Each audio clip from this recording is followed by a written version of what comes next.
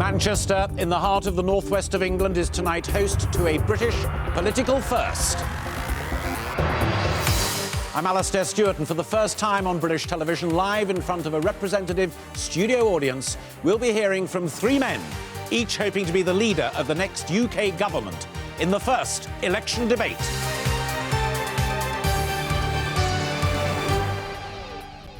Good evening and welcome to the first election debate.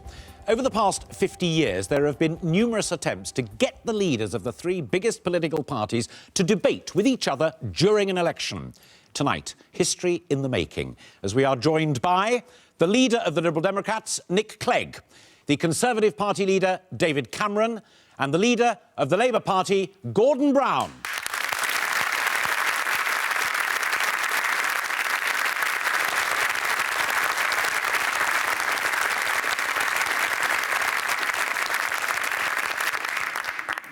This debate will mainly focus on domestic affairs, important issues that affect our everyday lives. If you want to make your own comments and follow the debate online, you can do so by going to itv.com. Now, in a moment, we'll be taking questions from our studio audience. But first, let's hear a brief opening statement from each of the leaders. And we're going to start with Nick Clegg. I believe the way things are is not the way things have to be. Now, you're going to be told tonight by these two that the only choice you can make is between two old parties who've been running things for years. I'm here to persuade you that there is an alternative. I think we have a fantastic opportunity to do things differently for once. And if we do things differently, we can create the fair society, the fair country we all want. A fair tax system, better schools, an economy no longer held hostage by greedy bankers, decent, open politics. Those are the changes I believe in. I really wouldn't be standing here tonight if I didn't think they were all possible. So don't let anyone tell you that the only choice is old politics. We can do something new. We can do something different this time. That's what I'm about. That's what the Liberal Democrats offer. These are no ordinary times, and this is no ordinary election. We've just been going through the biggest global financial crisis in our lives, and we're moving from recession to recovery, and I believe we're moving on a road to prosperity for all. Now, every promise you hear from each of us this evening depends on one thing: a strong economy. And this is the defining year. Get the decisions right now, and we can have secure jobs, we can have standards of living rising, and we can have everybody better off.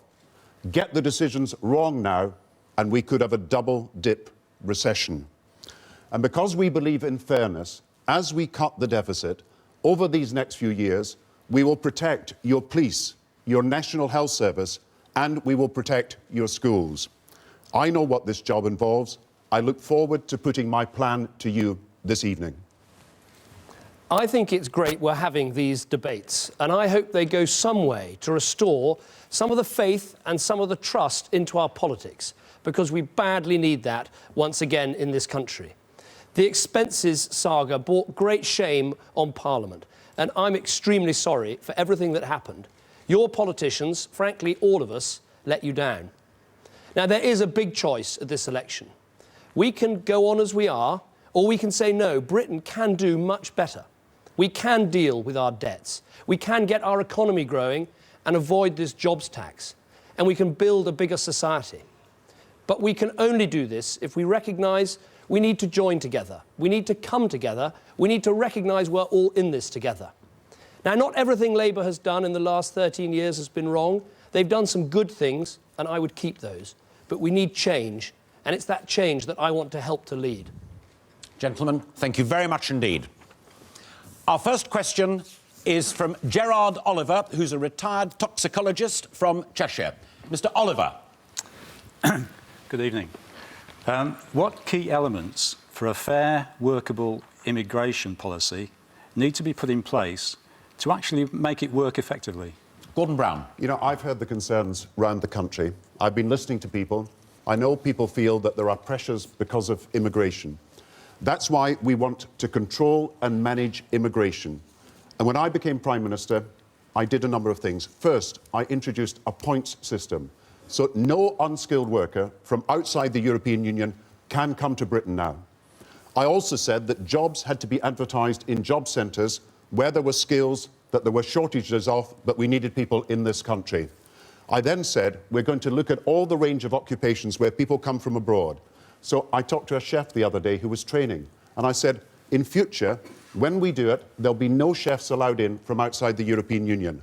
Then I talked to some care assistants. No care assistants come in from outside the European Union. We are a tolerant, we are a diverse country, but the controls on migration that I am introducing, and I will see go further, are the right controls, the right policy for Britain. David Cameron. Well, Gerard, what I would say is immigration is simply too high at the moment. It has been these last 10 years, and it does need to come down. I think the pressures that we've put on housing and health and education have been too great.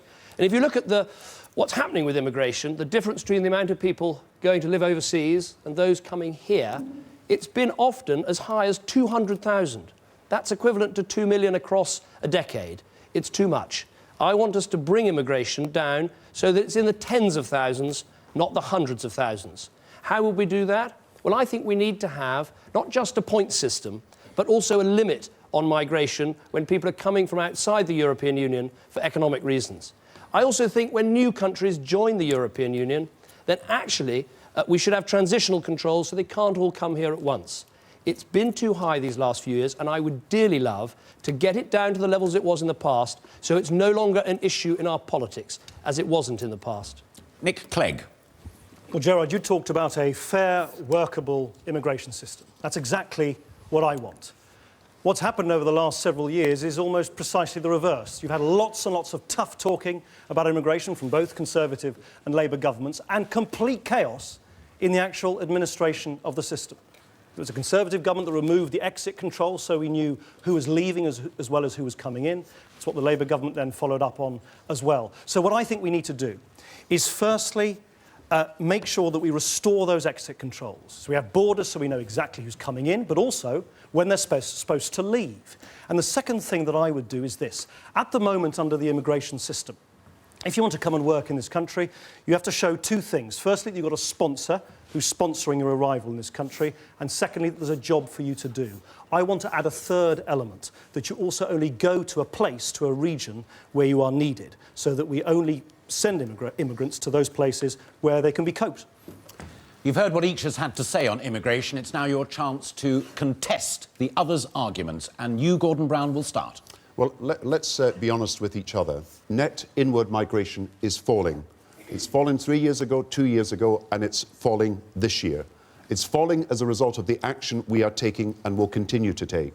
To stop illegal migration, which is what Nick has referred to, border controls are being brought in, and we are counting people out and in from the end of this year. It was a policy that the Conservatives scrapped before 1997. We've got ID cards now for foreign nationals, so an employer can see whether they're legal or illegal. So we're taking precise and specific action. But what I wouldn't do is have an arbitrary cap. An arbitrary cap means that an employer, and I've been visiting a lot of employers in this region, who wants to bring someone in from abroad, needs that skilled worker, the skill is not here, cannot do that. Net inward migration will continue to fall under our policies. 40,000 less students, I suspect, this year because of our tightening of visa controls. Now, these are the things practically we can do. We're a tolerant country, but we want proper control over migration. David Cameron. Well, I think a cap is necessary because we're not going to control immigration unless we actually take some quite positive and concrete steps. And I think we let down everyone if we don't do this properly. I was in Plymouth recently, and a 40-year-old black man actually made the point to me. He said, I came here when I was 6. I've served in the Royal Navy for 30 years. I'm incredibly proud of my country. But I'm so ashamed that we've had this out-of-control system with people abusing it so badly. So if we don't address immigration properly, we're actually letting down immigrant communities as well as everybody else. So we do need a cap. As well as border controls that Gordon talks about, and I support strong border controls, I think we need to go one step further and actually have a proper border police force. So we combine at our borders customs, immigration, security and police. So we make the most of the fact that we do have policeable borders, and we could stop more illegal immigration that way as well. Clegg. I think the truth is that there is good immigration and there's bad immigration. I was in a hospital, a paediatric hospital in Cardiff a few months ago, treating very sick, prematurely born babies. And I was being shown around, and there were a large number of babies who needed to be treated. And I went into a ward. It was standing completely empty. It had all the latest equipment, but it was standing completely empty. And I said to the ward sister, I said, well, what's going on? Why are there no babies here being treated? And she said, no, new rules mean that we can't employ any doctors from outside the European Union with the skills needed. That's an example of where the rules are actually stopping good immigration, which actually help our public services to work properly. And that's where I want to see, not an arbitrary cap. I mean, you can't just say a cap. What is it, 10, 10,000, a million? What happens if you reach the cap in the middle of summer and someone wants to come and play football for Manchester United or Manchester City? Do you say they can't come? No. Let's have a regional approach where you only make sure that immigrants who come go to those regions where they can be supported. Well, let me, on Nick's point, I mean, of course, that we've benefited from immigration across decades in our country. People have come here to work hard, to make a contribution, to bring their special skills, and we see that in the health service, in our schools, all the time. But I do think that, as I say, it's got out of control, and it does need to be brought back under control. Gordon Brown. Well, I don't like these words because we are bringing it under control. Net inward migration is falling and will continue to fall as a result of the measures we've taken. We've brought together the police and the immigration officials and the customs officials in one agency. We're doing that already. Illegal immigrants are deterred because we've got ID cards for foreign nationals now. So an employer cannot say to someone, you can come and have this job. They've got to ask for the identity card first. And there are big fines if employers break the law. Now, we've got to do more. And that means we've got to tighten the number of skills that we need in this country. And that's why we're moving from care assistants to chefs right through other occupations where we train up British people to do the skills. I think a lot of people, I think, would ask, though, you know, we've had 13 years of a government that's now only started to talk about addressing this issue. And if you look at the numbers, you know, immigration levels, net migration levels before 1997 were never greater than 77,000 a year.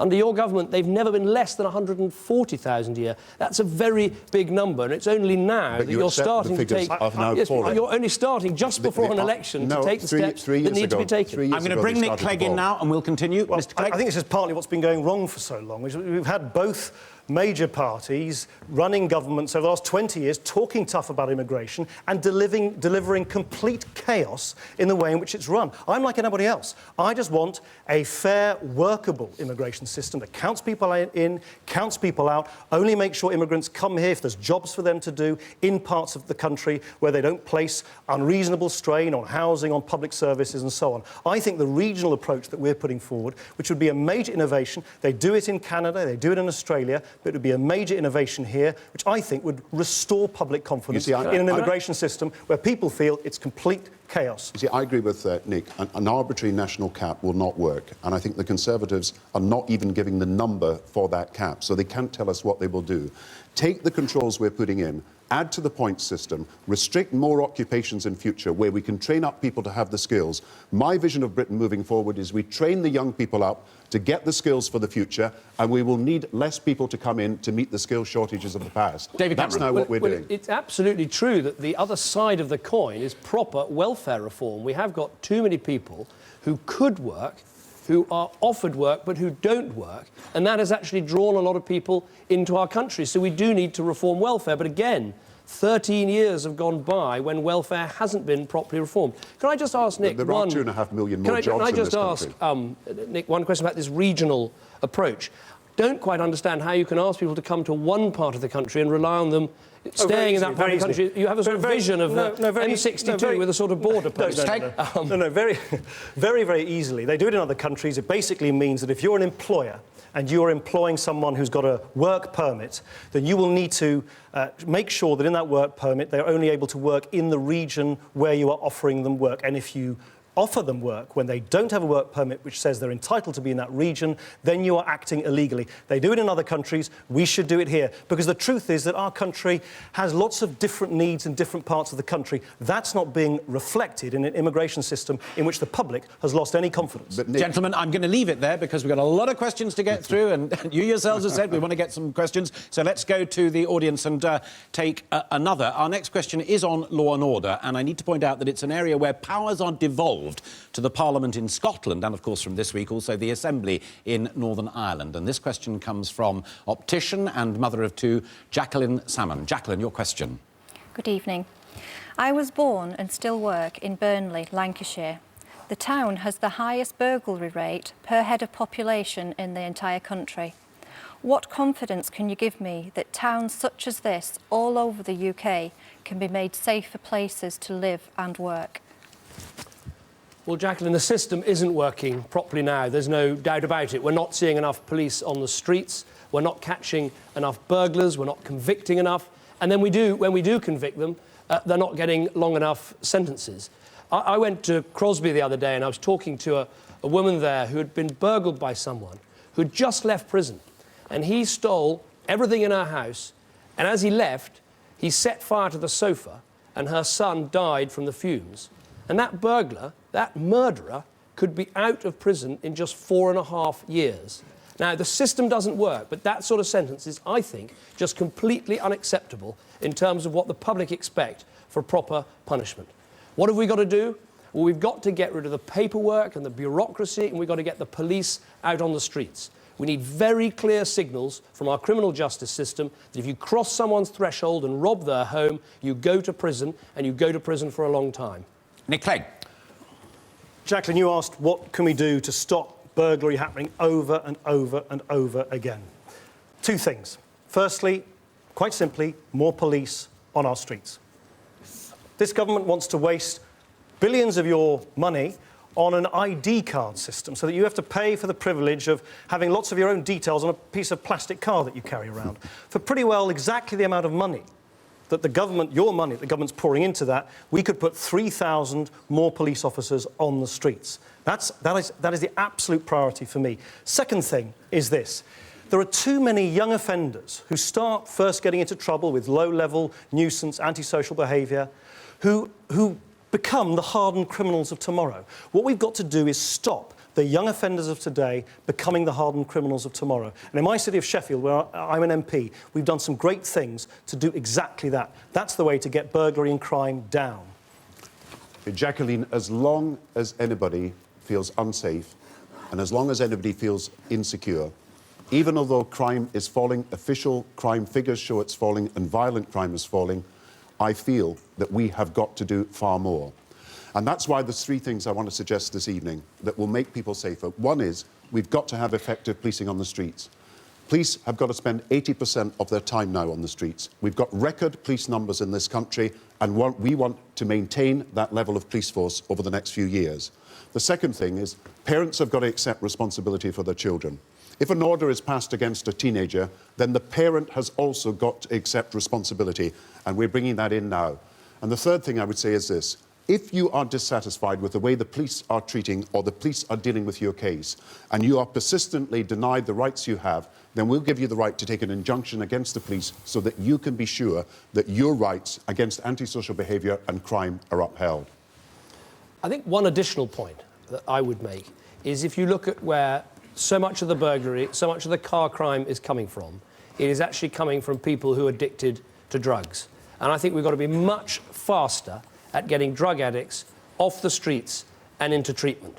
And all too often that doesn't happen. And even when it does today, they actually just get put on a substitute drug. And we're not really dealing with the problem, which is to get these people to confront their problems and lead drug-free lives. I even went to a drug rehab recently in my own constituency and met a young man who told me that he committed a certain amount of crimes so he could get in front of a judge who could then get him a place in a residential rehab centre. We must be mad as a country not to get people into that residential rehab, get them to clean up their lives so we cut the crime on our own streets. I think, as I say, it's how do we make sure that the youngsters of today don't become the hardened criminals of tomorrow. It's that conveyor belt from nuisance at the beginning, antisocial behaviour in our communities, yobs on the street corner who then become the hardened criminals of tomorrow. And I think what makes me so angry is that, again, it's a bit like the immigration debate. So much tough talk from different governments of different parties for so long and actually has turned our prisons into overcrowded colleges of crime. I mean, do you know that young men going into prison now on short-term prison sentences now come out and 9 out of 10 of them reoffend? So So they're actually reproducing more crime than actually cutting it. And what I've seen in my city of Sheffield is that you get these youngsters, not when they've done serious crimes, but when they're first starting to get into trouble, to face their victims, explain why they've done what they've done to their victims, apologise for what they've done, make up for what they've done in the community, cleaning up parks and streets. It has a dramatic effect on their behaviour. I want to change people's behaviour before they become the criminals of tomorrow. When I was young, my father ran a youth club with my brother for young people. And the more people who do voluntary service and give of their time in the community to getting young people off the streets to doing purposeful activity, the better, whether it's sports or whether it's dancing or music or whether it's other activities that get people off the streets. But the one thing I'm absolutely sure of, we've got to maintain the numbers of police we have in this country. We've built up the police force from a period when it was understaffed to a period where they now have more police than ever before. And I want to make sure that that continues, with neighbourhood policing accountable to you, with you able to direct what happens in your own local police force. And if a police force is not performing well, let it be taken over by another police force so the job is done properly for you. So I would not support those, and I'm afraid the Conservatives are not prepared to guarantee, as we are prepared to do, that we will continue to fund the police force and the spending on police will continue to rise so that we have enough police there on the beat for you. Mr Clegg, what do you make of what you've heard from the other two gentlemen? Well, it's all very well to say these things, but if what actually happens in practice is that we produce these, as I say, these colleges of crime, where we have now, about 4,000 people going into our prisons on short-term prison sentences. They sit around, they learn some extra tricks of the trade from some more experienced criminals, and then they go out, and 9 out of 10 of the young men on short-term prison sentences just commit more crime. And it's that, I think that's what Jacqueline's talking about, this desperate feeling, this hopeless feeling. It keeps happening over and over again. I met a young man in London the other day. His flat had been burgled 5 times, and one of them, would you believe it, Jacqueline, was when he was away at his father's funeral. And all he said to me, he said, why can't this stop? And unless we do something different, not the same old remedies, but do something different to stop the youngsters of today who are getting into trouble from becoming the hardened criminals of tomorrow, all this stuff, I don't think will make the difference that they say it will. Gordon Brown. You know, at Reading Prison, we've been working at this young offenders institution with companies. And where people are in this institution, they're being trained for jobs that they can get if they don't reoffend and they go out and actually do a decent job. Now, there's been a 75% success in this project, so you can bring the reoffending rate down. But I do come back to this central problem that we face. I'm grateful, by the way, for David, for you putting up all these posters about me and about crime and about everything else. You know, there's no newspaper editor done as much for me in the last 2 years because my face is smiling on these posters, and I'm very grateful to you and Lord Ashcroft for funding that. David Cameron. Thank you. Well, let me take on very directly this question of money and public spending, because I think there's going to be a common feature right through these debates about how do we fund the public services that we need. And I think it's really important we start focusing on what we get out of the money that we put in. Because if we think that the future is just spending more and more money, we're profoundly wrong. Mr Brown. Hold on. The future is not spending more I'll and get more it going money. between the two of you, don't worry. Mr Brown. But the issue here is, will you continue to fund the police? Yes, of course. But Gordon, let me give you an example. Will you match our funding on the police? The answer is no from your manifesto. Let me give you a very good example. This is not question Let Mr time. Cameron answer your point, Mr Brown. It's answer time, David. What matters is what comes out. I went to a Hull police station the other day. They had 5 different police cars, and they were just about to buy a £73,000 Lexus. There's money that could be saved to get the police on the front line. The Metropolitan Police have 400 uniformed officers in their human resources department. Well, our police officers should be crime fighters, not form fillers, and that's what needs to change. I'm just slightly surprised that there's any discussion between you two going on about what money you can put into public services, because I read your manifestos this week. In neither of them are you coming clean with people about how anything costs, because you haven't got any figures in your manifestos. We've set out very clearly not only what we will do, but how we will pay for it. Mr. And Cameron, you can only Mr. pay Cameron, for things these days if you're prepared to save money elsewhere. Cameron. On that point, let me take Nick back to his manifesto, and one pledge that's in there that worried me a lot. My mother was a magistrate in Newbury for 30 years. She sat on the bench, and she did use those short prison sentences that you're talking about. And I've got to tell you, when someone smashes up the bus stop, when someone repeatedly breaks the law, when someone's found fighting on a Friday or Saturday night, as a magistrate, you've got to have that power for a short prison sentence when you've tried all the other remedies. And the idea that you never send something to prison... Mr Brown on that David, point, please. That's why there are 20,000 more people in prison as a result of the tougher sentence we've been passing. But you've got to answer this question. We will continue to match the funding of the police as of now. You are saying you're going to cut it. Now, be honest with the public, because you can't airbrush your policies, even although you can airbrush your posters. In one sentence, Mr Cameron. Gordon Brown is trying to make you believe he can protect health spending, he can protect education spending, he can protect police spending. He cannot do any of these things because he's given this country the biggest budget deficit of any developed country in the world. I'm going to stop it there. David, answer the question. No, I'm going to stop it there because, again, I want to get more questions in, and who knows? That may be an area that we get a question on. But thank you for that. Now, we're going to take another question. And again, let me please remind you that viewers in Scotland and Wales will be able to see Scottish and Welsh leaders' debates next Thursday. That's the 20th of April at 9 o'clock. And those debates will involve the three parties here tonight, plus the Scottish National Party and Plaid Cymru in their respective nations. Now, our next question is from Helen Elwood, who runs a pub with her husband. Helen. I own a pub, and people like to chat over a drink. Nothing's provoked more discussion than MPs' expenses. Given the recent scandals involving all parties, how are you intending to re-establish the credibility of MPs in the eyes of the electorate? Mr Clegg. Well, I don't think that any politician deserves your trust. You talked about credibility deserves any credibility until everybody has come clean about what has gone wrong. Now, there have been some changes to the rules and all that, you know, the changes to the expenses rules. But, you know, there are still people who haven't taken full responsibility for some of the biggest abuses in the system. There are MPs who flipped one property to the next, buying properties paid by you, the taxpayer, and then they would do the properties up, paid for by you, and pocket the difference in personal profit. They got away scot-free. There are MPs who avoided paying capital gains tax. And of course you remember the duck houses and all the rest of it. But actually, it's the people, it's the MPs who made these big abuses, some of them profiting hundreds of thousands of pounds. I have to stress, not a single Liberal Democrat MP did either of those things, but they still haven't been dealt with. We can only turn around the corner on this until we're honest about what went wrong in the first place. I was shocked and I was sickened by what I saw. I've been brought up to believe by my parents that you act honestly, and you act fairly, and you act responsibly. And just as the bankers were irresponsible, so too were members of Parliament.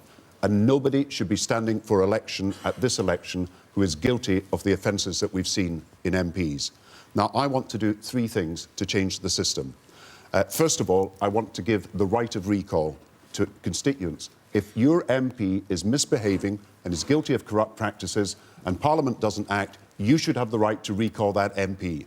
The second thing we've got to do is give people the right to petition Parliament so that your issues can be raised in Parliament, and that's what we propose to do. And thirdly, and this is quite fundamental, and I don't think David will support us on that, but I hope Nick will, we've got to reform the House of Commons and the House of Lords. We need a new House of Commons and new House of Lords. We will have a referendum to elect members of Parliament with more than 50% of the vote and to have a House of Lords that is elected rather than hereditary or unaccountable. These are the changes we need. Well, Helen, I'm not surprised you talk about it in your pub because it was just a horrendous episode. As Nick says, it isn't fully finished and sorted out yet. And I know how angry people are in this country. They pay their taxes and they don't pay their taxes for MPs to abuse the system. And I know how angry I was when I heard about the moats and the duck houses and the rest of it. And I was determined to do my bit to clean it up, to get my MPs to apologise, to get them to pay back money, all of which they did before the official reviews started to happen. But you know, one thing I think we really need to do as part of the apology is to say to the British people, we're going to cut the cost of politics. We're going to cut the size of the House of Commons by 10%. We're going to cut ministers' pay by 5% and freeze it for the whole of the Parliament. We're going to cut the size of Whitehall by a third. We're going to get rid of some of these quangos. We're going to make your politics better value for money as well as cleaner. I think that's part of the apology we really badly need to make. I have to say to both David Cameron and Gordon Brown, what bothers me is, I hear the words, they sound great, but, you know, it's not just what you say, it's what you do. Why is it that when I put forward, Liberal Democrats put forward, a law which would have given all of you and everyone watching now the right to sack their MP if their MP is corrupt. The Labour MPs voted against it. The Conservative MPs didn't even bother to vote. Why is it when we supported a deal to clean up the really murky business of party funding, which has affected all parties, you blocked it, you blocked it. You wanted to protect the paymasters of the trade union paymasters. You wanted to protect Lord Ashcroft in his offshore haven in Belize. It's not good enough to keep talking about how we need to change politics if when you've got an opportunity to change, you actually block it. I think that's a betrayal. I think that's a con. I think you deserve the right to sack your MPs when they're corrupt, but you also deserve a politics where we finally get the big money out of politics altogether. See, I agree with Nick. There's got to be a right of recall for people who are in a constituency and find their MPs corrupt and Parliament doesn't act. I agree with that. I think Nick also agrees with me about a new House of Commons and a new House of Lords, properly accountable, with a new system of election that will be put to a referendum next year. But David's solution, just to cut the number of MPs, all of us represent a constituency of people. All of us represent communities. All of us represent neighbourhoods and localities which deserve to have their local representation. I would cut one thing. I would cut the numbers of the House of Lords, and not by 10%, but by 50%, a smaller House of Lords, directly accountable. And David, please, no more hereditary peers. I want to see a reformed House of Lords. I think the House of Lords should be predominantly elected. And Gordon, you've had 13 years to sort out the House of Lords. If there are still hereditary peers sitting in the House of Lords, if you're not happy with the House of Lords, why on earth haven't you done something about it? You've had all this time. And to suddenly now talk about electoral reform, about changing the voting system, which you started doing just weeks before the general election, I think people will see that as a bit of a ploy. But let me defend once again this idea of cutting the size of the House of Commons. Who in business, who in public services, who in their family life hasn't actually had to try and get more for less, hasn't had to trim their budgets, hasn't had to work a bit harder? Why on earth should MPs and Parliament be any different? We could quite as well get by with 10% fewer MPs, we could cut the cost for you, the taxpayer, and we could do a better job at the same time. We'll cut the costs of politics more by halving the House of Lords and making it a far more smaller chamber, making it accountable and making it democratic. And David, let's be honest. You've voted against taking action against removing hereditary peers from the House of Lords. You don't want that to happen. You blocked it only in the last week. The key issue here is, will we take responsibility for a better form of politics? Mr. Cameron. Right of recall, right to petition, Mr. Cameron. and a better House of Commons and Lords. Let me just make one point after all that Nick said, because I thought there was a slight danger of a sort of holier than thou. I think we should all be frank. Politics has been in a mess for all of us. We all had MPs with dreadful expenses problems. There are still 3 Labour MPs in court at the moment. There were Liberal MPs that were criticised.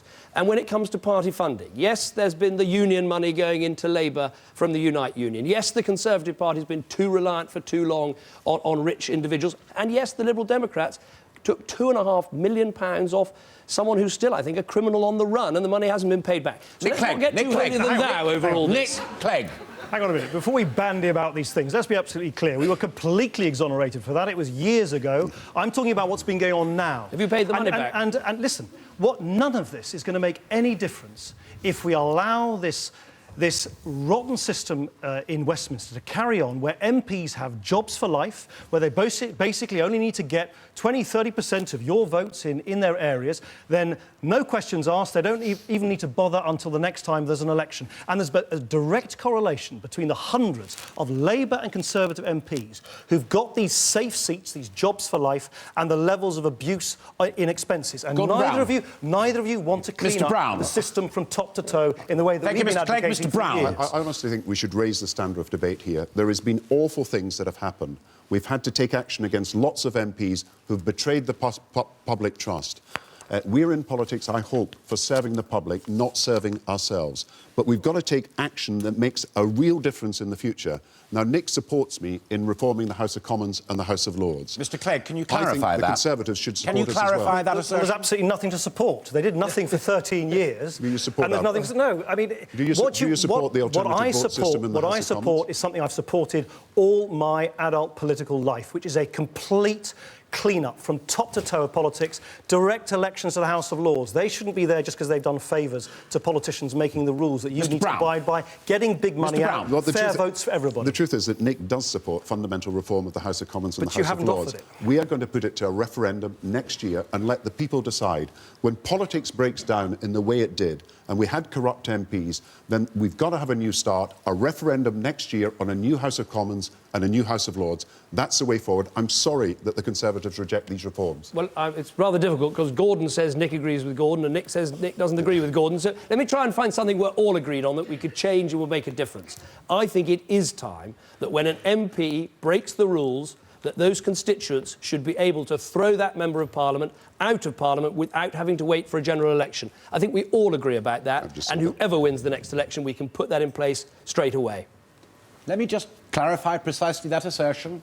The claim is that we are all agreed upon that point. The right of recall, yes, but I want a more fundamental reform. I want an MP to be elected with more than 50% of the vote, and I want a House of Lords that is not hereditary, but elected on a proportional representation list system. Now, that's what we want to put to a referendum next year. Mr. Clegg. I'm absolutely dismayed by this. I mean, this is something I actually put forward in the House of Commons. We already could have had that law. People already could have had the right to sack corrupt MPs. Labour MPs voted against it. Conservative MPs didn't turn up. Okay. It's great we're saying the same thing. You've also got to do the right thing to clean up politics. Yeah, Gentlemen, thank you very much indeed on that question. Thank you very much. Now, let me just correct something I said earlier on. Heat of the moment. Sorry, I do apologise for that. The Scottish and Welsh leaders' debates are on Tuesday of next week, not on Thursday. My apologies for that.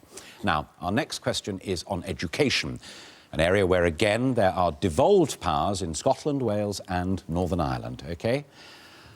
Now, Joel Weiner is a 17-year-old secondary school student from North London. Joel, your question. I'm in my final year of school. I found that the system is incredibly grades-driven, so much so that often education for its own sake is at sacrifice. We are over-examined and under-taught. What will the party leaders do to improve education? Well, I want to see our education improve as it has done over the last few years. We need teachers with better qualifications. We need young people with the aspiration to succeed. And we need to give people the chance to start education early. That's why nursery education starts at 3 and to be able to go through to 18. And that's what we're saying in our manifesto. Education will be part-time or full-time till the age of 18. Now, as far as grades and standards are concerned, I myself believe in the highest of standards. I believe if we don't search for the highest of standards, then we will not, in the end, get the best pupils coming out of our schools. Now, yes, we've got to look at the different types of exams, and we will do so. But I think it's important to realise we're in this new world where we're competing with Asia as well as America and Europe. And our young people have got to have the grades, the qualifications to be able to meet the best in the world. Now, that's what I want to achieve, and I hope I can work with you to do so. Well, I have every sympathy with what you say, because education is important, that as well as getting good grades, that actually we're opening young people's minds to all the best things that have been written and all the best things that have been said, and to really excite people about education. And I think there is a danger that our education system has become terribly bureaucratic. We send 4,000 pages of information to schools every year. We spend £300 million on educational quangos. We're not getting enough to the front line, actually following the child into the school. And as someone who's got 2 children, one of whom started at a state school in London, and hopefully another child to come, I'm passionate about getting as much money into the school as possible rather than wasting it in Whitehall. Now, in terms of exams, we've got to have good external marking done properly and high standards. I think that's absolutely key. I wouldn't want to see that change, but let's set the schools free so we trust in the vocation of the teachers who do what they want. They're there because they have a vocation they care about. Nick Clegg. Well, Joel, I think everyone will recognise what you're talking about, this feeling that you just have to constantly jump through hoops. I mean, the symptoms are everywhere. I think our national curriculum is 600 pages. The curriculum in Sweden, which has generally got a fairly good education system, is 16 pages. I just read the other day that head teachers now, by email over the last year, have received, get this, 4,000 pages of instructions from on high, from Whitehall. This is crazy. We've got to let head teachers teach. We've got to let teachers teach. We've got to reinstill a sense of enthusiasm and creativity in the way that you are taught. And that's why what we want to do, the Liberal Democrats, is to put onto the statute book an Education Freedom Act, which literally bans government from micromanaging what happens every single minute of the day with every single test in every single classroom in the country. That's what I'd like to see, and I think it would make a big difference to you and other people who are at school. But every school's got to be a good school. And we've got to insist on the highest standards for every school. Now, since 1997, 1,600 underperforming secondary schools in 1997, down to 250, next year down to 0, as a result of the fact that we're allowing federations, academies to take over underperforming schools. Now, that's the way forward, to insist on the highest standards, to make sure an underperforming school is taken over, and to make sure that we spend enough and invest enough in the education system to ensure our children are properly taught. And what I would be very worried about is, in this difficult and straitened time, we were to cut our budgets for education at this point in time. I think that would put our children at risk for the future, and it's very important that we continue to invest in the education of every child in this country. Joel, what I'd say in terms of what I care about most in education with my own children going through the system, I want what every parent in this country wants. And it starts with something that actually doesn't necessarily cost money, and that is good discipline in our schools. You know, in a typical year now, you get 17,000 teachers being attacked by students. We've got a real problem here. There was a case in Manchester once where a child actually produced a knife in a school, got excluded, and then the appeals panel put that child back into the school. Imagine what that does to the head teacher that's trying to keep order. So we say head teachers should be able to exclude difficult pupils and not be overruled by appeals panels. We say you've got to change the rules so teachers can keep order in class. Right now, we seem to be treating the teachers like children and the children like the adults. We got it topsy-turvy, the wrong way round, and we really need to change that so we have proper discipline and order. Then people can learn. I think discipline is important, of course. I think creativity, which I think is the point you're saying, Joel. I know I'm not allowed to ask you questions. That's against the rules, but just nod if... Yeah, OK, good. I think creativity is important in the classroom. I think freedom for teachers and head teachers. And do you know one thing which I think would really help in all of those things? Discipline, creativity, freedom for teachers is quite simply good old-fashioned smaller class sizes. We have 8,000 infants in this country now, between the ages of 5 and 7, who are in classes which are so big, they're illegal. They're technically illegal. And it's, you know, it's just logical. If you're a teacher, I mean, friends of mine who are teachers just sort of say they can't really keep an eye on the troublemakers, but they also can't support the brightest children if the classes are huge. And that's why we've got a plan, fully costed, to provide schools with additional resources so that they can bring down the average class size in a primary school, for instance, down to 20, and the average class size in a secondary school down to 16. Well, again, we mustn't confuse, and I'm sure we'll come on to this, we mustn't confuse what goes in terms of money with what comes out. And I spoke about the fact that we spend £300 million on educational quangos. The Department of Children, Schools and Families, a lot of teachers actually call it the Department of Curtains and Soft Furnishings because it's so beautifully done up. They recently spent £3 million actually improving their own building and putting in I'm not making this up, a contemplation suite and a massage room. And as a parent of children at state schools, I want every available penny to go with the child into the school so the teacher can actually provide great education for our children. There's a lot of waste and it needs to be cut. Creativity, discipline, standards in schools, but we can't evade this question. If we're going to have the best education for our children, we do need the teachers and the teaching assistants. Now, if you cut money out of the education budget now, you'll be cutting the numbers of teachers and teaching assistants. Now, we say it's so important for our country that while we cut the deficit, we will maintain our investment in education per pupil.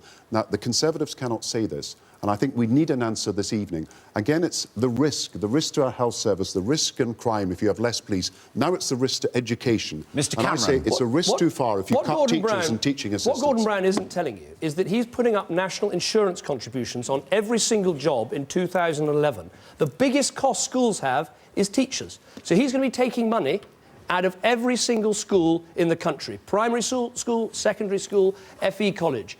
We say, stop the waste in government now so we can stop the lion's share of that national insurance increase, that jobs tax next year. That's the best way to make sure we keep the money going into the schools. But David, be honest about the risk. Why are you doing a jobs tax? You're going to take £1 billion at least out of the schools this year. Simply if you not were true. elected in a budget in July, you've got to take £6 billion out of the system, other than health and defence. Where does that money come from? You've promised you'll take £6 billion out. It can only end up with the loss of thousands of jobs, including teachers. You will not back us and support us on keeping education Briefly, spending Mr. Cameron, rising. then Mr. Clegg. Why won't you support educational spending as we I do? think people can hear that this is just a complete invention of a figure plucked out of the air. We are saying that the government could save £1 out of every 100 it spends. Now, what small business, what large business, what family, frankly, hasn't had to do that during this difficult recession? All right, and Mr. to go Clegg on now. as the Mr. Clegg You now. are going to take Not money sure if out of the not sure if schools you're like system. me. I know that. Thank you, Mr. Brown. Mr. Clegg. I'm not sure if you're like me, but the more they attack each other, the more they sound exactly the same. Look, Joel's question. Let's go back to Joel's question. Joel asked, why are you being tested so much? You know, how can all pupils in our schools feel that they're being supported and getting the best out of education? And I come back to this need to combine two things. Firstly, more freedom for teachers and head teachers. Remember this crazy thing I told you about head teachers getting 4,000 pages of instructions by email. And secondly, smaller class sizes, more one-to-one tuition. Saturday morning classes, evening classes, so that you can help those children in particular who perhaps aren't being supported at home as much as anybody else. Because I certainly know from my two sons who go to a local school, excellent state-funded school in my area, if a whole class can move together, then that enriches all children. I think what goes wrong is when classes get so big and classes actually fall apart. Mr. Brown. Well, we've got to be clear about this. I too want freedom for schools, and that's why where a school is failing, it will be taken over by a federation or by an academy so that it can work, usually a local federation, a local academy. I want the best discipline in our schools as well, and I'm tough on what head teachers have got to do to ensure that there is discipline not just in the school itself, but around the school as well. Mr. Clegg. But we've got to face up to this Mr. fact Clegg. about spending.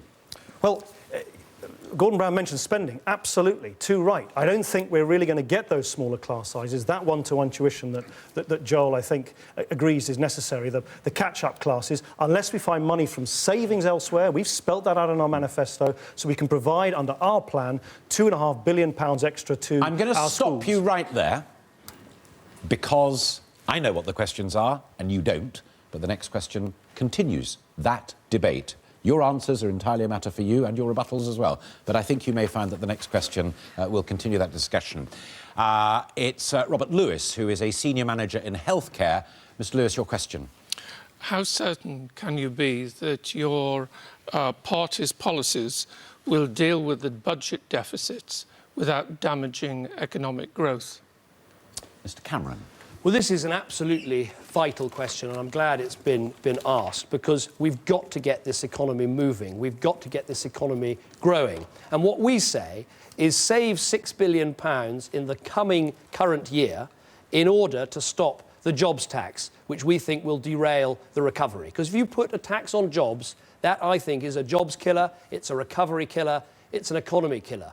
And 100 of the leading business people in this country, people who run companies like Sainsbury's and Marks and Spencer's and Mothercare, have all said that the threat to recovery is not cutting out waste, as we say. The threat to recovery is Labour's proposal for a jobs tax. So I think we've got to remove this dark cloud of the deficit over our economy, and it makes sense to make a start on that now. Make a start this year to avoid the tax next year, and then we can go forward with further plans to remove our deficit and our debt that's going to hold our country back if we're not very careful. Where are you, Robert? I could hear your voice, but there you are, right at the back. Sorry, behind the camera. Now I can see you. Robert, I think we need to just be open with you, straight with you. And we sought to do that. We have specified, I think we're the only party in politics now, in our manifesto. Look at the back of our manifesto, which says, here are the figures. This is the way that we would find cuts and savings of £15 billion. How would we do that? by things like removing tax credits for the top 20% of recipients of tax credits, ending the Child Trust Fund, which gives £250 to all 18-year-olds. I'd love to give everybody £250, but I just don't think we can afford it right now. Putting a cap of £400 on any pay increases in the public sector for the next 2 years, but also some long-term choices. I'm the only leader here who's saying very clearly, I don't think we can either justify or afford the like-for-like replacement of the Cold War nuclear missile system, the Trident missile system, over the next 25 years. It'll cost you, all of us, £100 billion. We can't afford it. We've been through a terrible financial recession, a global financial recession, and every time we've had to make big choices about what we do to support the economy when there was no private investment happening, to support people who were unemployed so that we could keep unemployment down, to support mortgages so that there were no mortgage repossessions like the 1990s. Now, we're at a critical point in our economy now, and I'll be honest with you, you cannot afford to take money out of the economy now because you will put jobs at risk, businesses at risk, and you will put the whole recovery at risk. £6 billion out of the economy means lost jobs, it means lost businesses, it means lost growth. If you take that money out now, I fear for what could happen, and we do not want to have a double-dip recession in this country. Take £6 billion out, and it's the equivalent of taking out thousands of jobs in this economy today, and making a lot of jobs that are safe at the moment unsafe. I would not recommend that at all. Let me take on, Robert, this argument directly, the idea that if you cut waste this year, you endanger the recovery. Now, just this week, we've seen two, I think, pretty hideous waste stories. The first is that civil servants have been given credit cards funded by the taxpayer to go out and spend that on food and wine and other things, and that's cost £1 billion. The second story was that managers in the National Health Service, many of whom are paid over £250,000, have had a 7% pay rise. Now, are we honestly saying that if you didn't have that sort of waste, that sort of excess, that our economy would collapse? I think it is nonsense. It's like saying that giving up smoking is somehow going to be bad for your health. Giving up waste would be good for our economy, and it would mean that we could stop this tax rise that's coming down the track that Britain's biggest business leaders all say will cost jobs. Cut the waste, stop the tax. That's the right answer. Well, look, these two constantly argue about waste as if we can create or we can fill the black hole in the public finances by saving money on paper clips and pot plants in Whitehall. Of course, we can get rid of a bit of waste, but that isn't the big. That doesn't really address the big questions we need to ask ourselves. And I think we need to be clear with you, open with you, straight with you. We've tried to do that. We set out £15 billion worth of savings. I've listed some of them. We have one specific tax that we want to introduce to help fill the black hole. We would impose a 10% tax on the profits of the banks.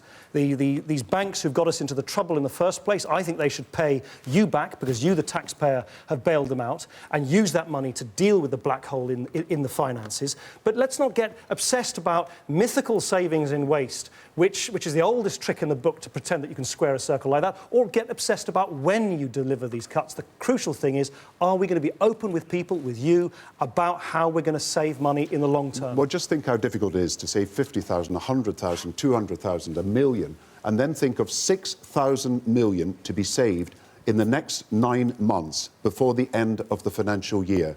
Now, I fear for our economy if that happens. The only way we've kept our economy moving forward is not because there's been private investment or bank lending, it's because the government has had to step in to make sure there is sufficient growth.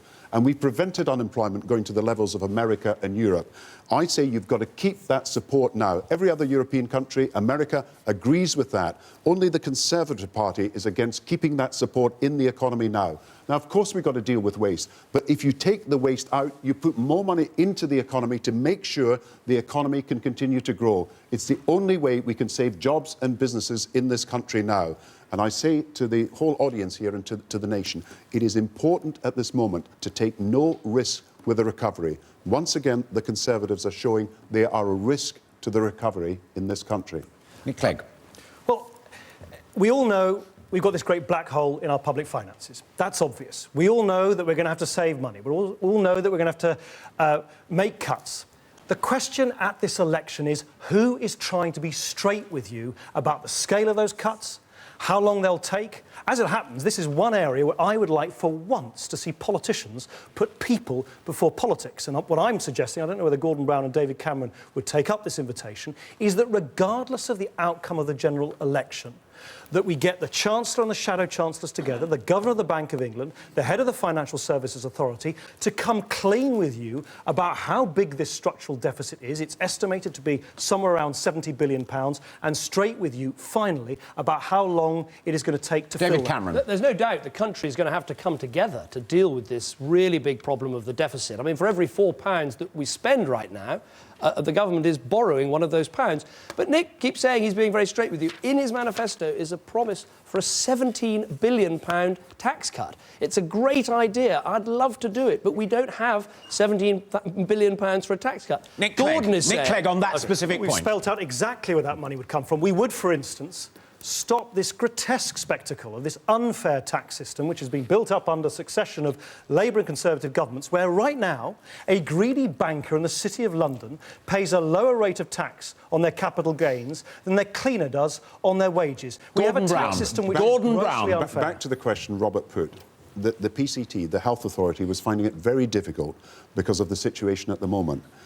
Take thousands of millions out of the economy now. Take £6 billion out of the economy now and think of the risk to jobs and businesses. And I say to the Conservatives, of course we want efficiency savings and of course we want to deal with waste, but we cannot afford to see private investment so small and then public investment cut at this time. David Cameron. And lots of jobs put at risk. Please tell us you won't do that. £6 billion is one out of every £100 the government spends. Now, what small business in this recession, what big business hasn't had to make that sort of decision? Many people making a much bigger decision. Turn it round the other way and think about it like this. Gordon is effectively saying, I want to go on wasting money now, so I put up your taxes later. Why should we pay our taxes for government waste? We've got a responsibility for the overall growth rate of the economy. We've got to get this economy moving forward. You can't do it with private investment alone.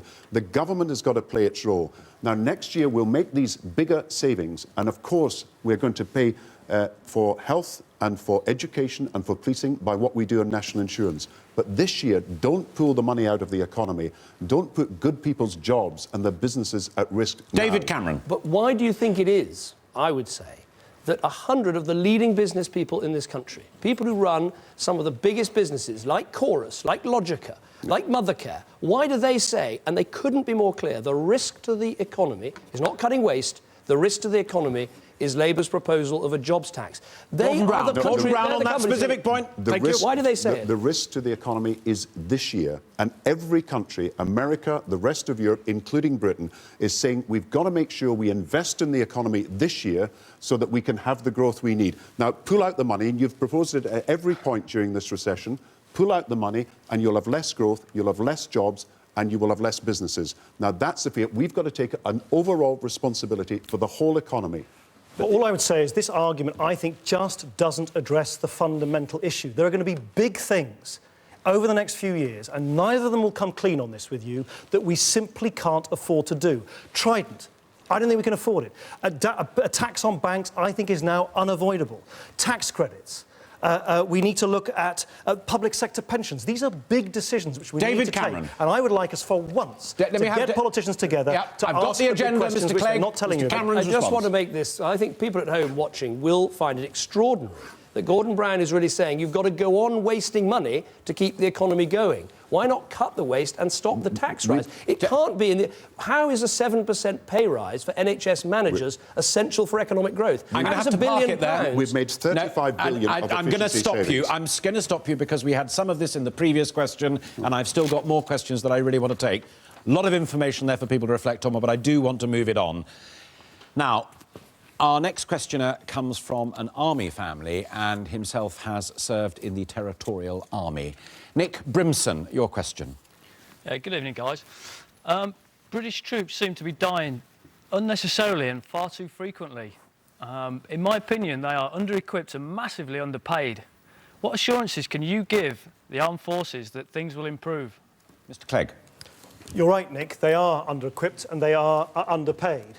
I think there's something seriously wrong when you've got 8,000 bureaucrats in the Ministry of Defence who work on communications, when we have too many top brass in some of the services. There are, I think, 2 admirals for every warship. We have 17 brigadiers for every brigade. And we also, of course, have this consensus from the Conservative and Labour parties that we should spend £100 billion renewing the Cold War nuclear Trident missile system. I say if we change our priorities, we can provide our brave servicemen and servicewomen who do the most astonishing job in the most extraordinarily difficult circumstances. We can give them proper pay. I think it's a scandal that someone who starts in the army on a junior rank now gets paid £6,000 less than someone starting as a firefighter or in the police service. I want them to have the same pay, and I also want them to have proper body armour, proper helicopters, proper vehicles, and you can only do that if you cut out spending elsewhere which isn't being well spent.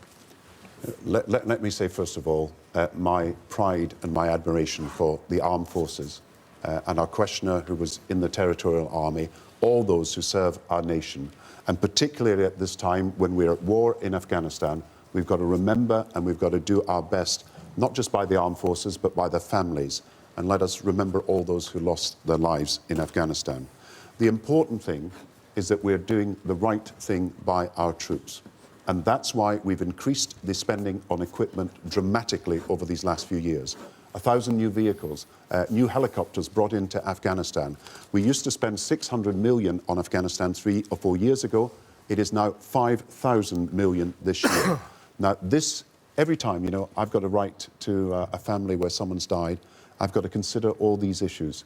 And I would not send our troops into battle unless I was absolutely sure that they were properly equipped for what they're doing. Sorry, I couldn't see Nick in the audience. Can you put your... Oh, Nick, sorry, you're behind the same problem, so behind the camera. First of all, can I thank you for what you do? And I join with Gordon in paying tribute to our forces. I've been to Afghanistan in each of the last 4 years, and just the bravery and the incredible courage and determination of what those men and women do just humbles you every time you see it. They're not just brave fighters, they're brilliant diplomats in dealing with difficult situations. They're incredible athletes. They are brilliant, brilliant people. But I don't think we do enough for them. I know that steps are being taken to try and improve the situation, but frankly, we shouldn't be in the situation we are. In the last few months, we had to fight a battle in Parliament to stop the government cutting the training for the Territorial Army. And I think it's madness when you've got soldiers deployed overseas actually not to invest in your Territorial Army because they're a very, very important part of our armed services. I think it's also what kind of equipment we provide. I was in a factory in my own city where I'm an MP in Sheffield just a few weeks ago. And there was a great British company there, a manufacturing company, that produces great metal braces with these huge rollers, which apparently are sold to the American army. They attach them onto their vehicles. And when the rollers move over mines, the mines blow up. But, of course, they destroy the rollers and not the soldiers. And the American army says that those rollers, designed, manufactured by a great British business in Sheffield, have saved 140 lives. So why is it that they're not being used by the British army? Apparently they don't somehow fit onto the vehicles that our soldiers use. So I think it's not only that we've got to make sure that we don't waste money on bureaucrats in the Ministry of Defence and all the rest of it, and instead spend that on equipment for our brave servicemen and servicewomen. We should also use the know-how and the manufacturing brilliance and expertise in this country to provide our brave soldiers with the equipment which saves lives on the front line. Every urgent operational requirement that our armed forces have asked us for has been met. Now, I've got 2 big questions I've got to answer to the British people for. Why are we in Afghanistan? We're in Afghanistan because there is a terror threat and a chain of terror that comes from the Afghan-Pakistan border to our country, and 3/4 of the terrorist plots that we identify start not in Britain, start not in Europe, but start in that border area. The second question I've got to answer is how we can get our troops home, because that is what we all want to see at the end of the day. And we've got to build up the Afghan army, build up the police force in Afghanistan. And our brave troops are helping to train the Afghan army and police at the moment. And that's how we will gradually see the numbers of Afghan forces rise and our troops come down in number so that our troops can come home. As we do that, we've got to ensure that pay continues to rise for our troops. And those people who leave the forces have got to get proper protection, homes, health service, and, of course, the chance of jobs. Well, we all want to see those things happen, and I think it's an absolutely vital year that we're having in Afghanistan, and you can see, I hope, progress being made, but difficult times, I'm sure, lie ahead. I think there is something more fundamental that we need to do in order to answer your question properly, and that is we've got to have a fundamental defence review of all that we spend and all that we do and all the equipment that we have. Because if you think about it, over the last decade, since we last did this, we've had 9/11, we've had 7/7 in our own country, we've had the wars in Iraq and Afghanistan, and yet we haven't fundamentally asked again what should be the shape of our army, our navy, our air force. How can we best defend our country? How can we best protect our servicemen and women? And we need urgently to do that, so we make sure if we get involved in these conflicts in the future, we don't have the situation where we've had troops on the ground without enough helicopters. We all know that happened after 2006, and it really wasn't good enough. Look, what happened after 2006 is that the Taliban changed its tactics. Before, they were in a one-to-one confrontation with us, face-to-face. They couldn't win that armed battle, so they took to explosive devices, guerrilla warfare, and we had to respond to that, as all our allies had to do.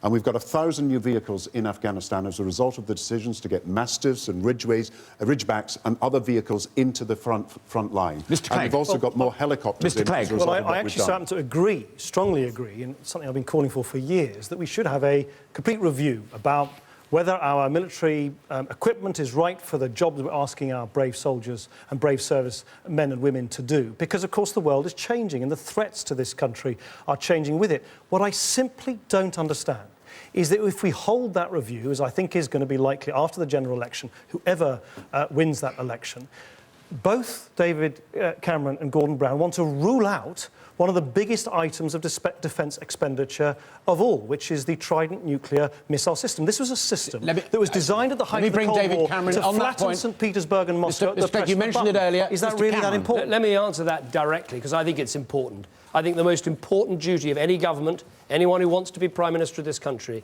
is to protect and defend our United Kingdom.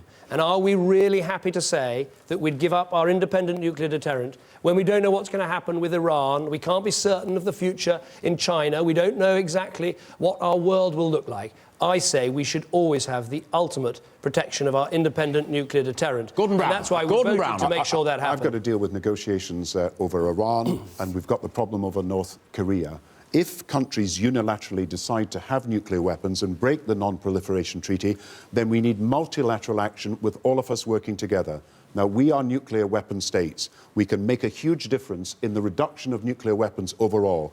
If we can persuade countries not to have nuclear weapons in the first place, or force them not to have them, if we can then have a reduction in nuclear weapons all round. But I don't favour Nick's proposal, which would unilaterally abandon our nuclear deterrent when we know that Iran and North Korea and other countries are trying to get there. All I'm saying is I don't think we should kid people into thinking that we can either justify or afford £100 billion over 25 years on a nuclear war system, a missile system, which was designed explicitly to flatten St. Petersburg and Moscow at the press of a button. I think the world has moved on, and I think you two need to move with it. We're not in the Cold War anymore, and we shouldn't be spending billions of pounds of people's money, taxpayers' money, on a Cold War missile system when, as Nick said in his original question, we have people on the front line in Afghanistan without the right equipment, without the right protection. It's a question of priorities. Mr. Cameron, on that context of priorities, a little more clarification there.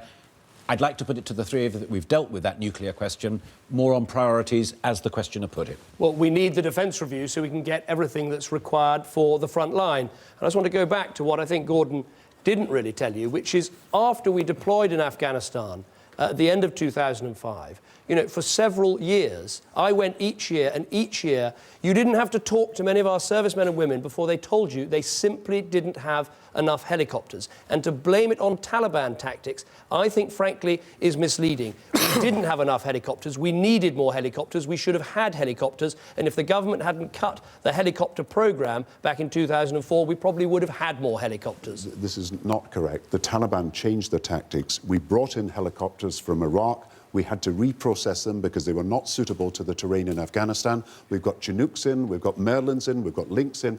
All the different helicopters we need have been put into Afghanistan.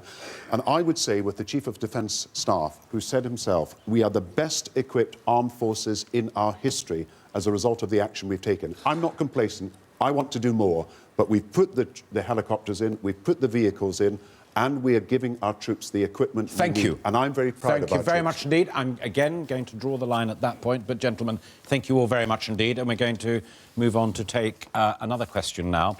And again, viewers in Northern Ireland will be able to see a debate between the leaders of the Ulster Unionist Party, the Democratic Unionists, Sinn Féin and the SDLP next Thursday at 9 o'clock on UTV.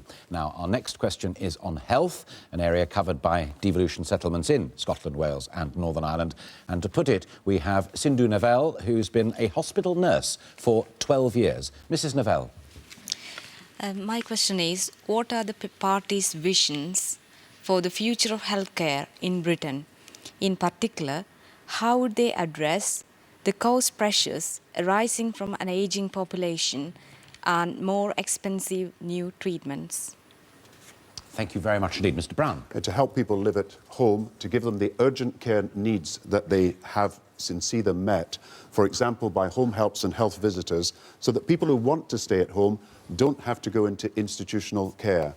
We've seen a revolution, large numbers of people living longer, and that's a great thing, but people need the help in their homes so that they don't have to go into nursing homes or into old people's homes. My priorities for the health service are that we give people now personal guarantees, and that is that every individual patient will know that they'll get a cancer specialist seen within 2 weeks if they need it.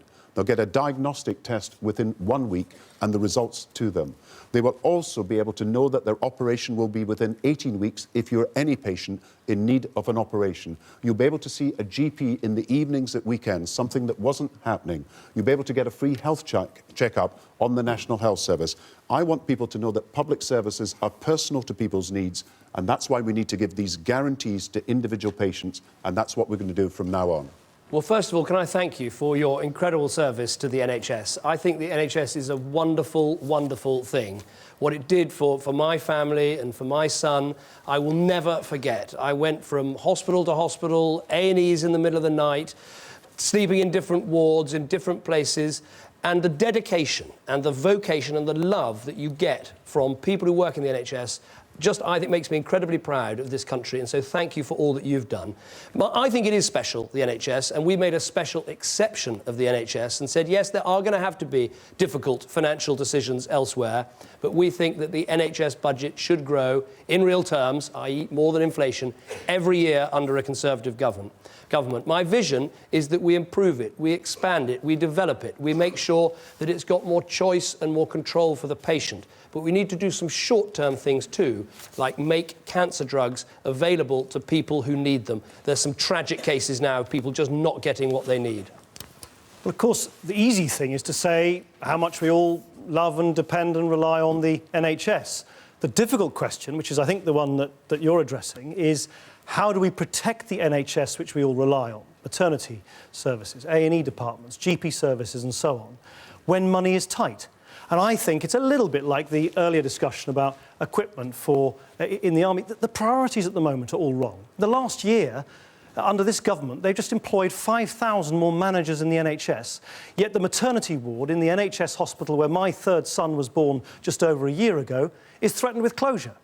This government spent £12 billion on a computer system in the NHS, which doesn't work. And yet I was in Burnley the other day. I think Jacqueline was saying that you come from Burnley.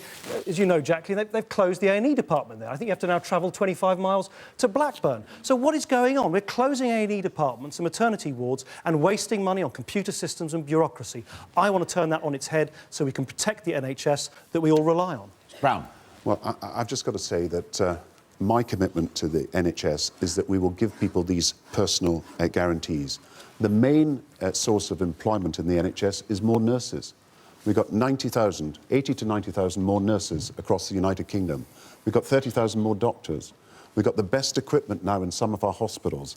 Remember the situation before 1997 when people had to wait 2 years for operations. It's now a maximum of 18 weeks. And yes, it is our priority that we will support the frontline services, health, the National Health Service, education and policing. These are the frontline services that people depend on. We will make sure that that finance is there. David says he will support the National Health Service, which assumes he will not give the same guarantees to education and policing as I asked him earlier this evening. But I think the main point to recognise is this.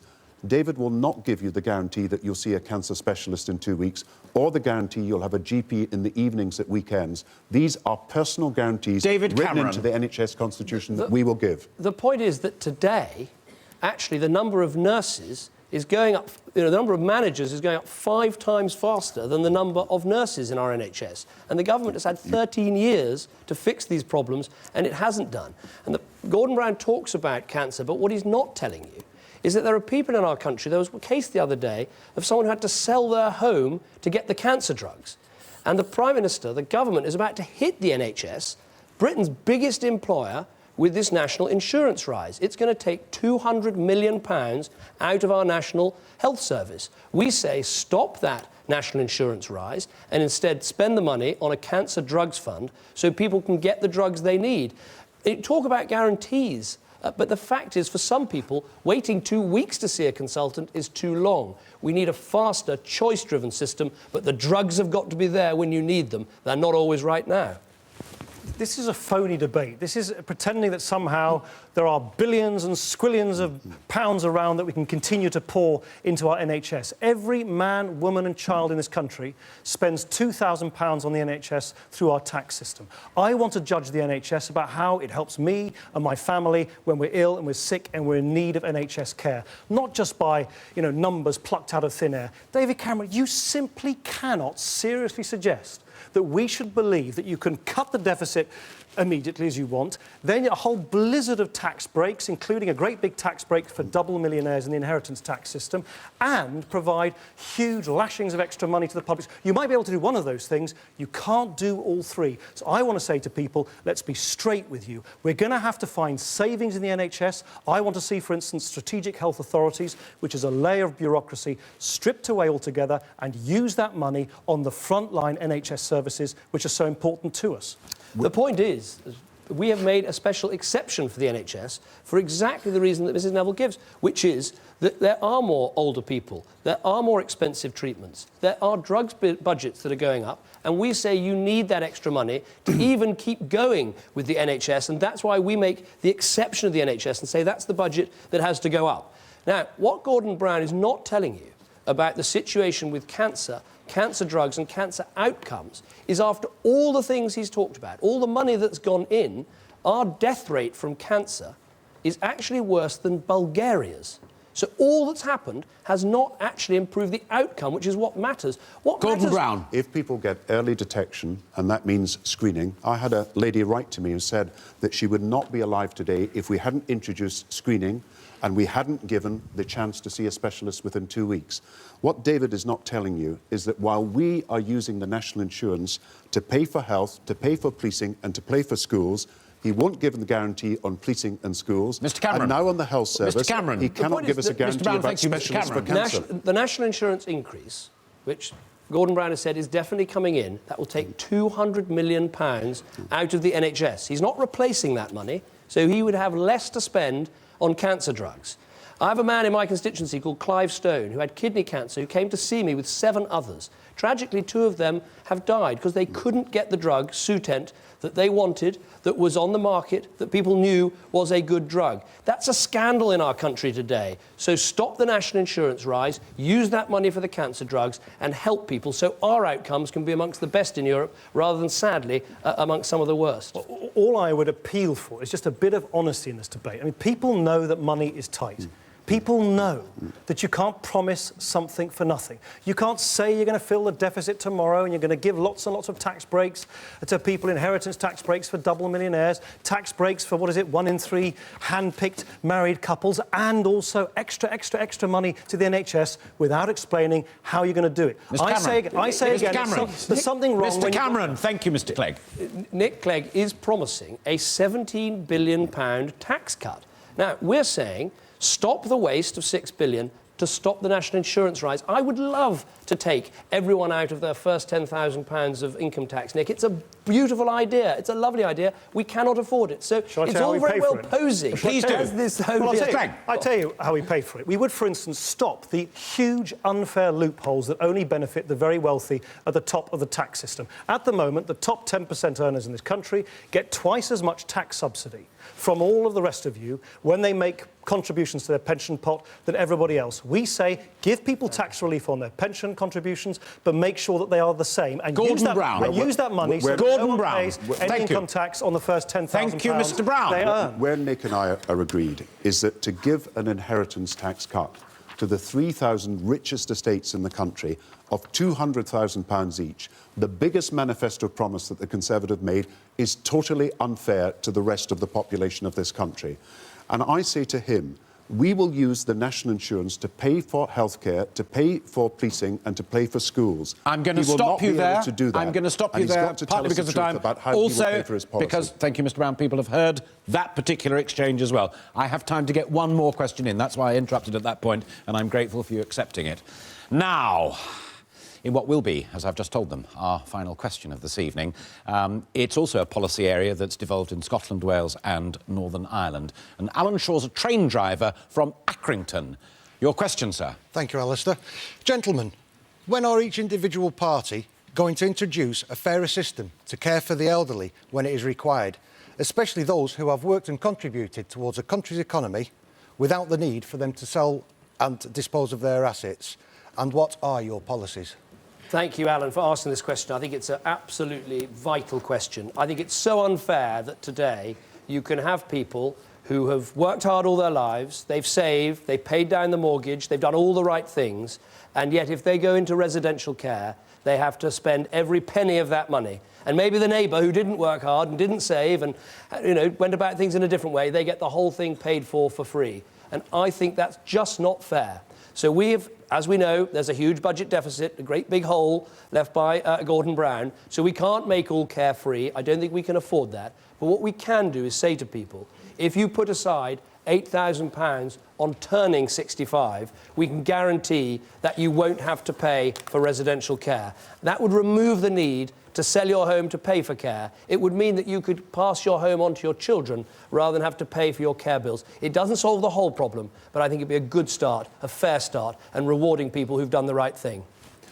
I think, Alan, this is one of those rare issues where the issue is so big and the costs are potentially so great and it affects every family, it affects every individual, that I think this is one of those issues where I would say it's worth the politicians just setting aside their political differences for once and trying to come up with a solution that everybody can agree with. We've all got different ideas. We have ideas, proposals, that there's a contribution from the individual and the state.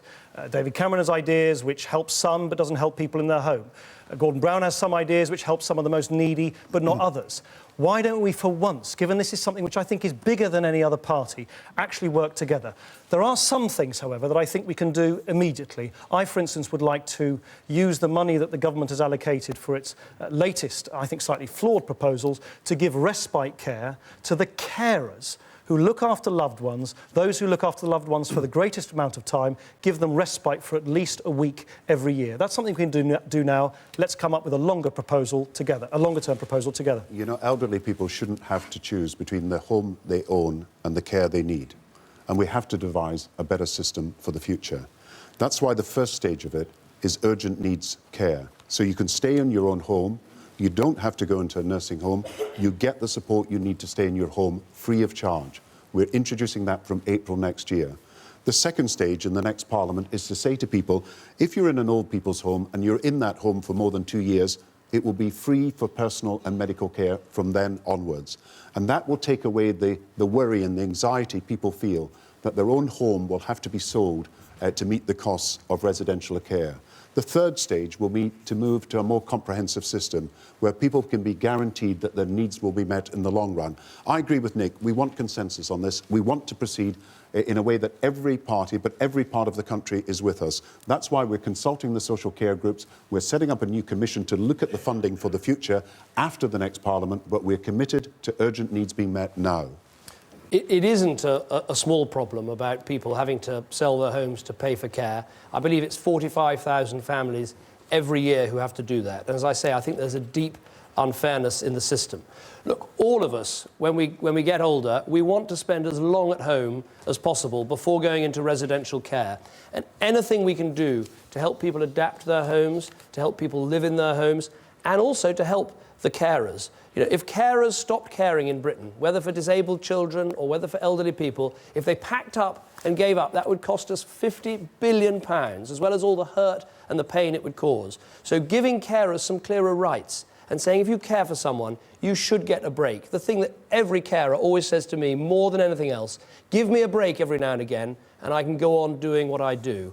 And I hope as we try and seek some consensus, let's put the carer absolutely up front and centre. They are Britain's unsung heroes. Well, of course, I agree with that. I mean, there are about 1 million carers in this country who care, I think now, for 50 hours or more for their loved ones, for members of their family who need care. And they are the unsung army of heroines and heroes that keep our society together. And they desperately need some time for themselves, time to go on holiday. Now, under our plans, what we could do immediately is give those 1 million carers who care for the greatest length of time at least a week off, just to have a breather, spend some time on their own, go and visit friends, go on holiday, just have some time to themselves again. But as I say, I think we've all got some ideas, but I don't think any of us, and you don't hear this from politicians very much, I don't think any of us actually, if we're really honest with you, have got the perfect solution. And that's why I think this is so important. Let's for once put people before politics and come up with a solution that works for you and your family in the long run. Well, we have tried to do something about respite care because there are 6 million carers in this country. I've met many of them and talked to them about their needs. One need is respite so that they can have a break, as Nick said, and we're introducing and have actually made provision for more measures for respite care. But the questioner was asking about also how he could be sure that he could be less worried about having to go into an old people's home or what would happen if he got ill later on in his life. But that's why the urgent needs measure that we're introducing from April next year is so important. It means that you can stay in your own home, have the help that's available, the equipment, but also the home helps and the health visitors. And at the moment, it has been means tested. Now, in future, it will be free of charge. I think one of the biggest things we must do is we try, and I think it's right to try and forge a consensus because this is a long-term issue we must deal with, is to try and give the carer and those they care for more power and control and influence over their lives. Form an individual budget for each one. Make sure that if they want to, they can take that as a direct payment, that they can make decisions about the sort of respite they need. We tried to do this with my son, and when you try and get a direct payment system, so you're in charge of the money and you can try and get some help, it's unbelievably complicated. You've got to set up a separate bank account, you've got to read about 4 lever arch files, and, you know, I found it testing enough. And what someone who's recently had to start caring, who's under huge pressure, who may be getting ill because of what they're doing, to try and get direct payments, let's make it easier, because we ought to be trusting people to do this. Well, I think the key is, of course, urgent needs payments for people so that they are sure they can stay in their own home. I agree that we need to do more for carers. I want carers to be able to manage their own budgets as well, and that's something that we're really working on for the future as well. But we've got to find a solution to this big problem, and the big problem is people don't want to have to make the choice between owning their home and getting the care they need. And that's why, in the next Parliament, I think it's important to try with the Commission to reach a consensus on what the funding will be for the future. Mr. Clegg. Well, I think everybody will be very surprised that the last question of the evening should actually have flowed into so much consensus. I just think it is one of those issues, a bit like public sector pensions. I also think the scale of the public sector deficit, it's one of those issues where I think if we could go introduce a new kind of politics into this country, not the old style of politics, we could actually come up with a solution that everybody could agree to, because I think you and your family would benefit from it so much. Gentlemen, it'll disappoint you and it'll disappoint many people, but we have come to the end of our debating time.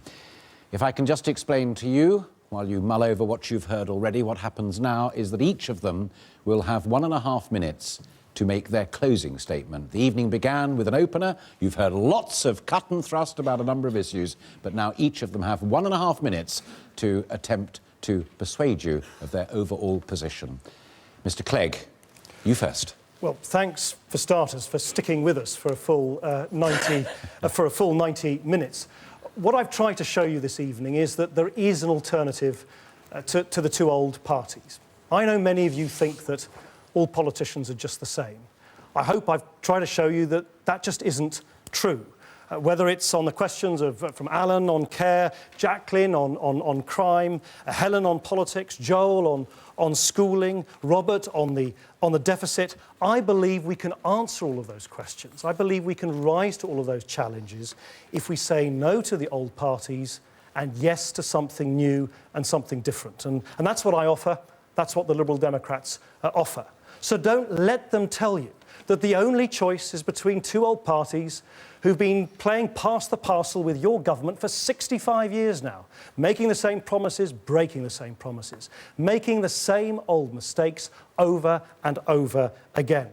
Because I think, despite all the challenges, all the problems we have, I think we can be really hopeful about the future. I genuinely believe we can have a better, fairer country if we do things differently.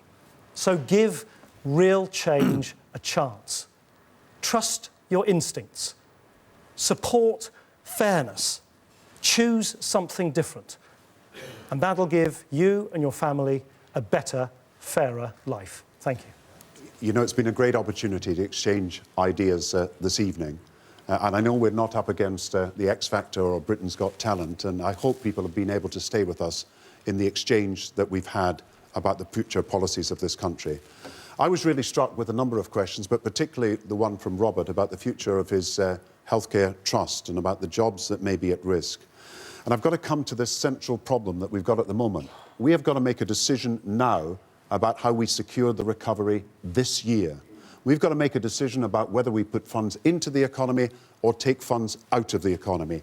Now, I'm very clear. We mustn't make the mistakes of the 1930s or the 1980s when unemployment rose for 5 years after the official end of the recession. So we've got to make sure the money is in the economy this year so that the recovery is secure. And then we've got to make sure that as we cut the deficit, we are fair to our National Health Service, our policing, and fair to our schools. And that's why the national insurance rise is necessary to protect our health service, our schools and our police.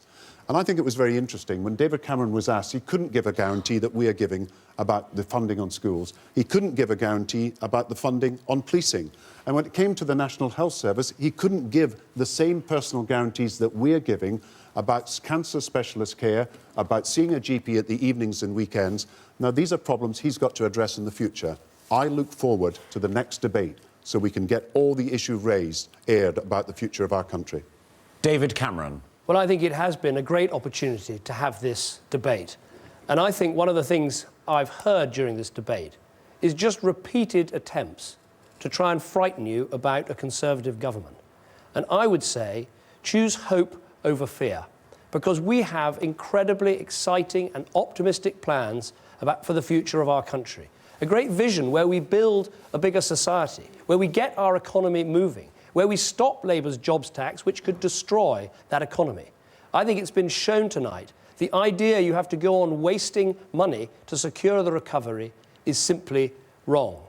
You've heard a lot about policy tonight, but I think as important as policy is your values. Let me tell you mine. If you work hard, I'll be behind you. If you want to raise a family, I will support you. If you're old and you become ill, we will always be there for you. This is an amazing country. We've done incredible things. I think we can go on and do even more incredible things, but we need two things: a government with the right values and also an understanding that we're all in this together, and real change comes when we come together and work together. That's the sort of change and that's the sort of leadership that I would bring to our great country. Gentlemen, thank you very much indeed for your contributions to this, our first debate. And can I turn to you as well, all of you here with us this evening. Thank you particularly to those who asked the questions, and also a heartfelt thanks to those who submitted brilliant questions, but for which we did not have time. Thank you so much. Our thanks then to Nick Clegg, to Gordon Brown and to David Cameron. Stay with us now on ITV1 for instant reaction and analysis of the debate on News at 10, including the results of the first opinion poll on who came out on top tonight. At the end of an historic moment in television and political history. A very good night to you. Good night.